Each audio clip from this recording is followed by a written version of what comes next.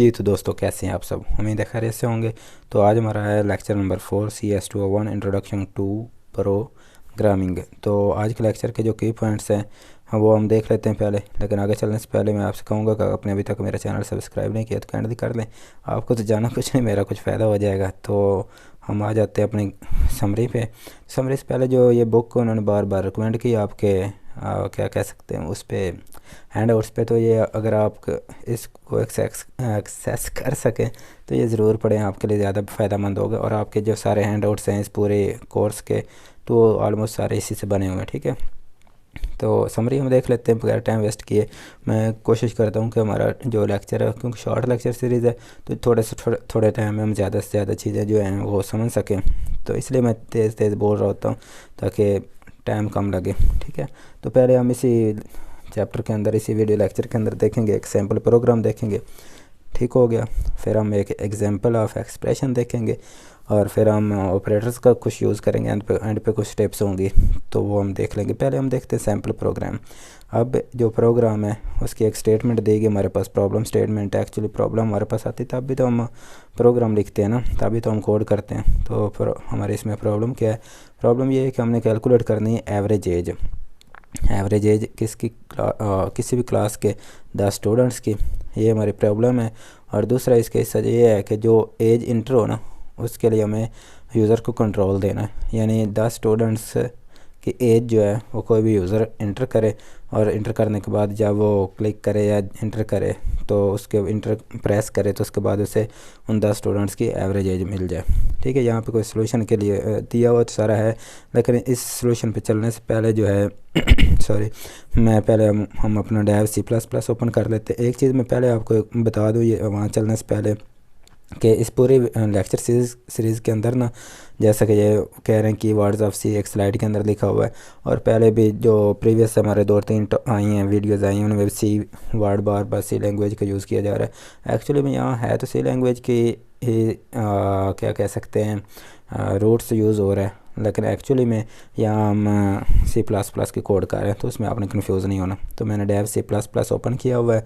हमने यहाँ एक एडिटर लेना है, तो एडिटर लेने के लिए हमने क्या करना है, एडिटर ओपन करने के लिए न्यू एडिटर के लिए, या तो आप फाइल पे जाके जिस तरह हम करते हैं न्यू पे जाके फिर आप सोर्स कर सकते हैं, यहाँ पे तो आ जाएगा, या आप Ctrl+N करेंगे तो फिर भी हमारा एडिटर ओपन हो जाएगा, ठीक है। तो पहले हम इसका सेटिंग कर लेते हैं। सेटिंग से क्या मुराद है कि जो ज़रूरी चीज़ें वो लिख लें, उसके बाद हम वो उनकी प्रॉब्लम स्टेटमेंट है वो लिखेंगे, ठीक है। तो आपको पता ही है, अगर आपने पिछले वाला तीसरा लेक्चर देखा है तो हमने इंक्लूड शार्प इंक्लूड, और उसके बाद हम क्या लिखते थे, आयो स्ट्रीम, ठीक है। और अगली लाइन पे हम आ जाते हैं तो हम यहाँ लिखते हैं यूजिंग नेम स्पेस स्पेल आपके ठीक होना लाजमी है, STD, ठीक हो गया। उसके बाद हम मेन फंक्शन लिखते हैं, और मेन फंक्शन की बॉडी ओपन होती है, और जितना हम कोड डिस्प्ले करवाना चाह रहे होते हैं वो मेन फंक्शन की बॉडी में हम लिखते हैं, ठीक है। फंक्शन क्या चीज़ होती है, ये आप जैसे जैसे ये चीज़ सीखते जाएंगे आगे आगे आपको नई नई चीज़ें मिलती जाएंगी। मैं आपको आगे जब फंक्शन पे हम जाएंगे तो हम देख लेंगे कि मेन फंक्शन एक्चुअली में क्या चीज़ है। तो फ़िलहाल के लिए आप जो मैंने लिखा है यही, ठीक है। तो इसके बाद एक्चुअली में हम जो हमारी प्रॉब्लम स्टेटमेंट उसे देख लेते हैं। मैं हैंड आउट्स पे ले चलता हूँ आपको। यहाँ पे कैलकुलेट द एज ऑफ कितने स्टूडेंट्स है, 10 स्टूडेंट्स। तो मतलब क्या कि हमने 10 स्टूडेंट्स की जब एज लेनी है तो हमें 10 सेपरेट वेरिएबल्स डिक्लेयर करने होंगे, और एज का भी पॉइंट के अंदर हम नहीं लेंगे। यानी फ़र्ज़ किया कोई बंदा कह सकता है कि उसकी एज है 10 साल 5 मंथ, तो 5 मंथ हम नहीं लेंगे, जस्ट ईयर्स के अंदर लेंगे।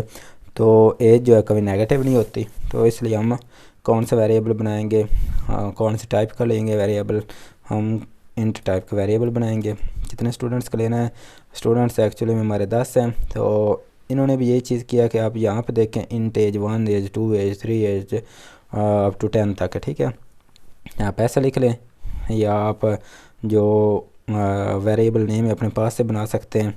लाइक हम कह सकते हैं स्टूडेंट 1, ठीक है, और स्टूडेंट 2 स्टूडेंट 3, या आप ऐसे कह सकते हैं स्टूडेंट क्या कह सकते हैं स्टूडेंट 1, और 1 एज हो जाएगी। यहाँ पे सेम हम इसी पैटर्न को कॉपी करके 10 तक कर सकते हैं। ठीक है, आप इस हिस्से को चंद सेकंड के लिए स्किप करना चाहें तो कर सकते हैं, अदरवाइज़ आप मेरे साथ जुड़े रहें ताकि आपको पता चल सके कि हम किस तरह काम करते हैं। ठीक है, अब उन्होंने क्या कहा, सिर्फ एज 1 एज 2 लिखा हुआ है। आप चाहें तो शॉर्ट नेम भी यूज़ कर सकते हैं, शॉर्ट नेम ज़्यादा बेहतर तो होते हैं, लेकिन मैं चूँकि आपको समझाने की कोशिश कर रहा हूँ ताकि आप कंफ्यूज ना हो। स्टूडेंट नंबर 3 की हो जाओगी और स्टूडेंट नंबर 4 हो गया,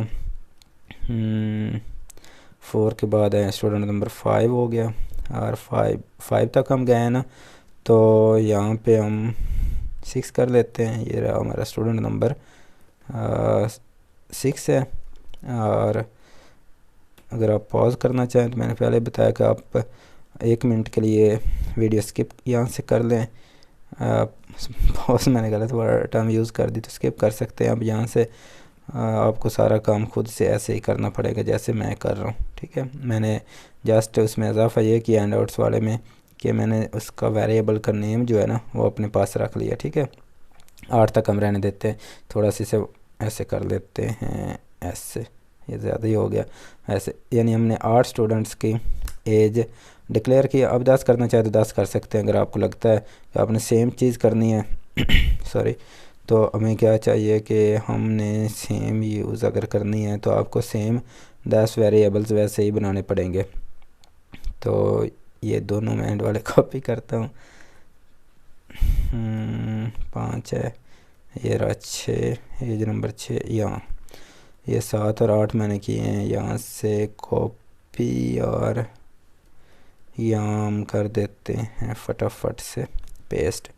और ये हमारा 7 के बाद 8, और 8 के बाद है 9, और 9 के बाद है ये रहा हमारा 10वां वेरिएबल। थोड़ा सा टाइम लग रहा है लेकिन आगे मैं थोड़ा जल्दी करवा दूँगा। 10 वेरिएबल्स हमने डिक्लेयर कर दिए, गुड हो गया।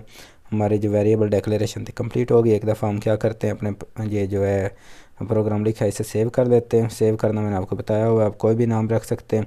हम एज अकेला लिख दें या एवरेज एज लिख दें, कोई बात नहीं। यहाँ सेव डेस्कटॉप पे मैं करवा रहा हूँ, गुड हो गया। उसके बाद मैंने इसे कंपाइल किया, अभी इसमें कोई एरर नहीं। जब आप एक लाइन लिख लेते हैं ना तो उसे कोशिश करें कंपाइल बार बार करते जाएं। अगर जहाँ ही एरर आएगी आप उसी लाइन में से ढूंढना आसान हो जाएगा आपके लिए।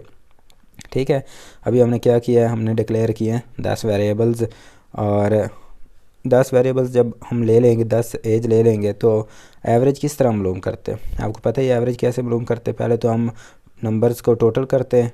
ठीक है, तो हमें यानी एक और वेरिएबल चाहिए इंट टाइप का ही, और उसमें हम क्या कहेंगे, उसमें हम कहेंगे टोटल एज। ठीक है, मैं डिक्लेयर कर रहा हूँ अंडरस्कोर के साथ, आप वैसे भी करना चाहे तो कर सकते हैं। और टोटल एज करने के बाद हमने क्या करना है, जैसे इन्होंने किया हुआ है, हम लेंगे avg अंडरस्कोर एज यानी एवरेज एज, यानी हमारे पास टोटल वेरिएबल्स कितने होंगे 12। 10 तो हमारे स्टूडेंट्स के एजेस हैं, फिर हमारे पास टोटल एज का होना चाहिए और फिर एवरेज एज का होना चाहिए। ठीक है, अभी हमने अगला स्टेप क्या करना है, जो प्रॉब्लम स्टेटमेंट का दूसरा हिस्सा है वो ये है कि यूज़र के से हमने एज लेनी। तो यूज़र से हम एज लेने के लिए उसे क्या कहेंगे, उसे एक मैसेज शो करवाएंगे ना। मैसेज शो कैसे होगा, C out less than double question marks. तो उसे मैसेज हम क्या कहते हैं, हमने 10 स्टूडेंट्स की एज लेनी है ना। अगर हमने एक की एज लेनी तो हमें 10 से ये मैसेज टाइप करना पड़ेंगे। ठीक है, एक मैं लिखता हूँ, उसे हम कॉपी पेस्ट कर लेंगे। तो हम लिखते हैं please enter age of student 1, यानी पहले स्टूडेंट की एज इंटर करें। अभी एक दफ़ा मैं इसे कंपाइल करता हूँ, अगर हमारी कोई भी एरर होगी, तो मुझे पता है एरर यहाँ नहीं है, लेकिन मैं इसलिए कर रहा हूँ ताकि आप बार बार देखें तो आपको पता चल सके कि हम किस तरह काम करते हैं। ठीक है, तो अगर आपने स्टूडेंट नंबर 1 से लेकर स्टूडेंट नंबर 10 तक जाना है इसी तरह, तो आपको अगर यहाँ पे जो चीज़ है ना, अगर हम मैसेज तो शो हो रहा है, कैसे होगा, अभी मैं आपको इसको रन करके दिखाता हूँ हमारा आउटपुट क्या आता है। देखें, please enter age of student number 1। आप स्टूडेंट नंबर 1 की एज क्या दर्ज करें, जैसे कोई करेंगे जो हट जाएगा ना। तो हमने क्या करना है कि एक स्पेस भी तो देने यूज़र को, तो स्पेस देने के लिए इनपुट डेटा लेने के लिए क्या करते थे, सी आउट का उल्टा CN, और यहाँ पे हमने किस स्टूडेंट की एज लेनी है, स्टूडेंट नंबर 1 की। तो ये स्टूडेंट नंबर 1 जो है इसको हम यहाँ पे करते हैं कॉल, सिंपली इतनी सी बात है उसकी। ठीक है, अभी हम इसको रन करते हैं। तो मैंने डायरेक्ट रन कर दिया, कंपाइल नहीं किया, तो इसे हम कंपाइल पहले करूँ, कोई एरर आया तो नहीं है, फिर रन करते हैं। अभी देखें अभी आगे कर्सर वहाँ ही वो क्लिक कर रहा है कि आप इंटर करें, तो मैं फ़र्ज़ के कर देता हूँ उसकी एज है 17 ईयर।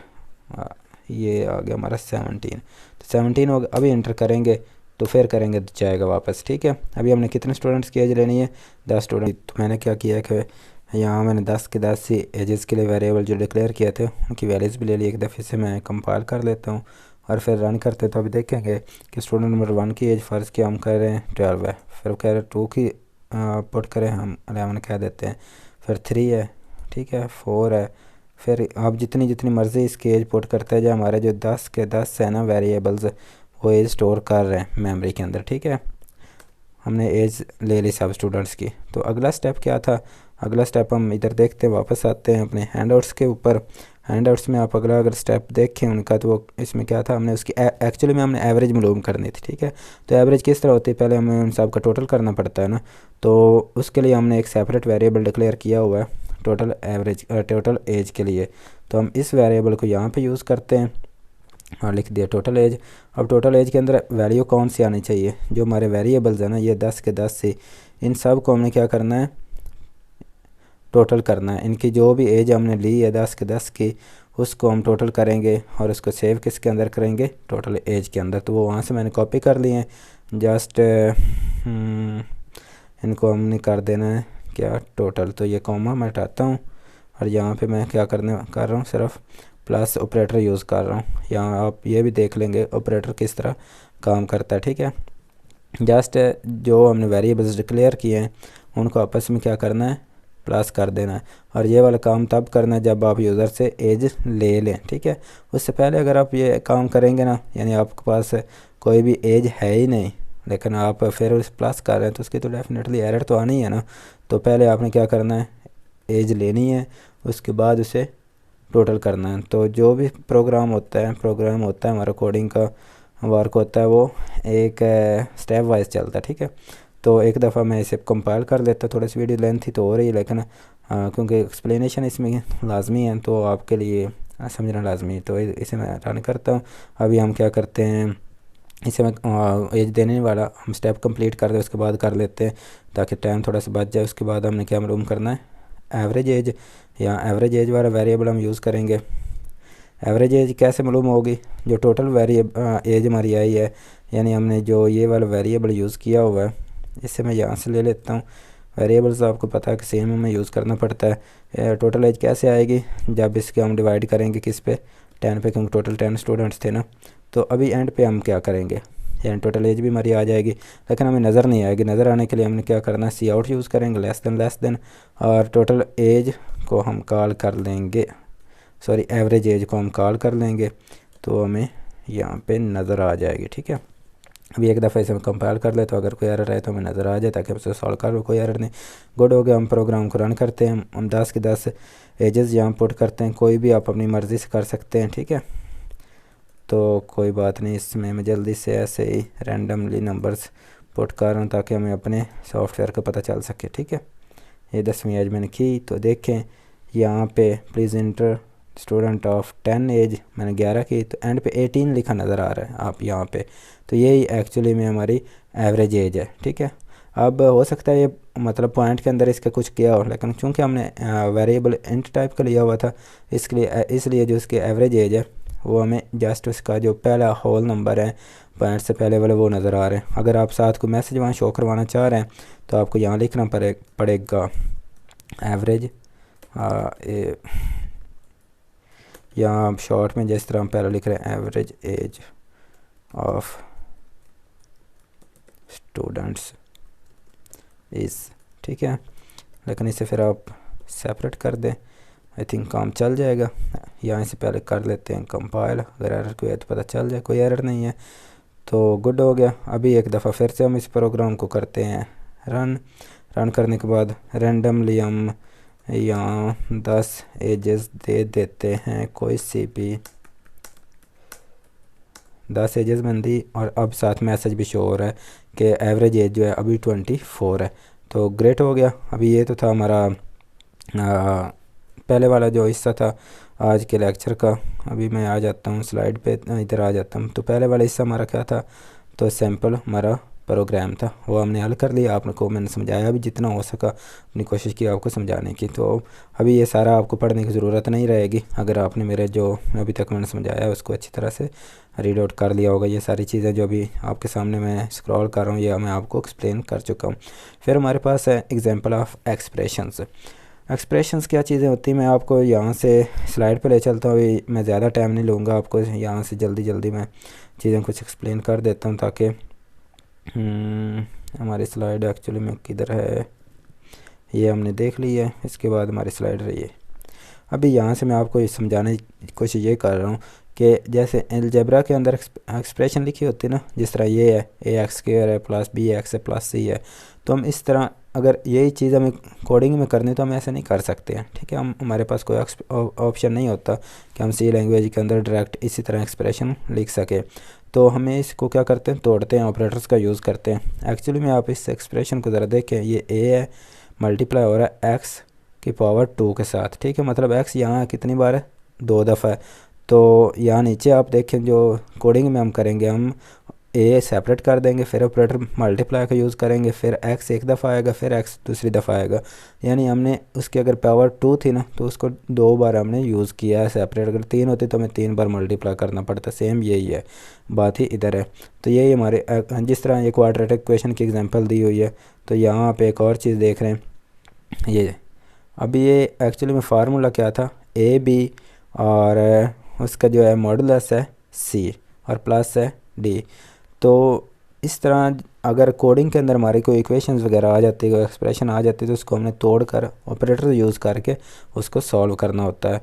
तो दूसरा हिस्सा जो हमारा है इस लेक्चर का वो यही है कि हम एग्जांपल एक्सप्रेशंस मरा दिए कि हम एक्सप्रेशंस हमारे पास कोई इक्वेशंस वगैरह आ जाती है तो हम किस तरह उसको सॉल्व करते हैं। ठीक है, इसमें ज़्यादा डिटेल में जाने की ज़रूरत नहीं है, जो चीज़ थी वही मैंने बता दी। अगर ब्रैकेट्स वगैरह का यूज़ किया गया होता है तो आपको पता होता है कि ब्रैकेट्स जो होती हैं वो मल्टीप्लाई के तौर पर यूज़ होती है। यानी जैसे कि ये ब्रैकेट है और ये हमारे पास ब्रैकेट है, ये स्क्वायर ब्रैकेट्स है। ये जब यूज़ की गई होती है तो हम प्रोग्रामिंग करते हुए ब्रैकेट्स का यूज़ तो नहीं कर सकते ना, तो इनकी जगह हम ऑपरेटर्स वगैरह का यूज़ करते हैं। ठीक है, फिर हमारे पास जो आज क्लास टॉपिक था वो था यूज़ ऑफ ऑपरेटर्स। हम ऑपरेटर्स का किस तरह से यूज़ करते हैं।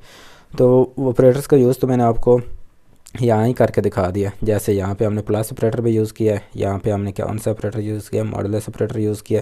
तो ऑपरेटर्स का यूज़ भी इसी तरह ही होता है, लेकिन हम थोड़ा सा देख लेते हैं यहाँ। अगर स्लाइड में हमें ऑपरेटर्स का कुछ यूज़ मिल जाए तो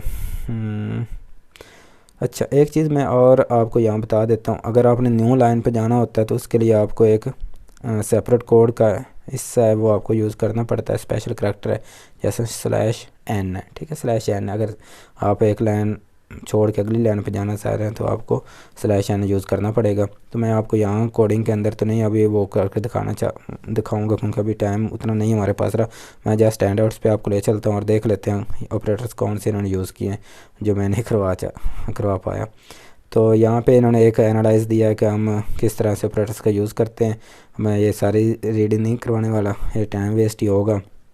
तो अभी उन्होंने ऑपरेटर्स का यूज़ यहाँ पे वो करके इस प्रोग्राम के अंदर दिखा रहे हैं। प्रोग्राम में उन्होंने लिखा क्या है, ये प्रोग्राम क्या कर रहा है, program that takes 4 digits integer from user से लेकर। अब यूज़र से डेटा किस तरह लेते हैं वो आपको मैं पीछे वाले एग्जांपल में समझा चुका हूँ।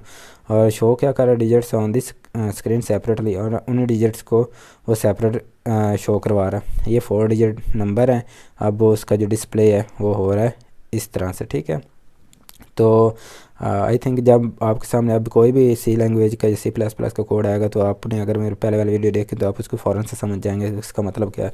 कुछ शार्प इंक्लूड हमने लिख लिया है, ओल्ड कोडिंग है तो इसलिए यहाँ पे h लिखा हुआ है, और यहाँ पे यूजिंग सिस्टम नेम स्पेस नहीं लिखा हुआ। पहले हमने वेरिएबल डिक्लेयर किया है।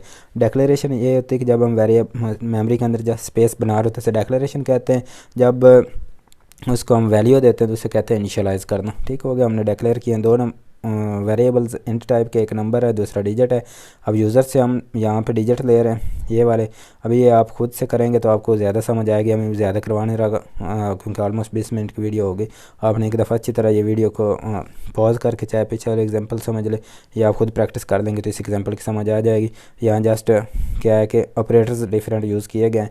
लाइक यहाँ पे मॉडुलस ऑपरेटर यूज़ किया जा रहा है, ठीक है, यहाँ पे डिवीजन ऑपरेटर यूज़ किया जा रहा है, यहाँ फिर मॉडुलस ऑपरेटर यूज़ कर रहे हैं हम, या फिर डिवीजन ऑपरेटर ऑपरेटर यूज़ किया जा रहा है, फिर मॉडुलस है।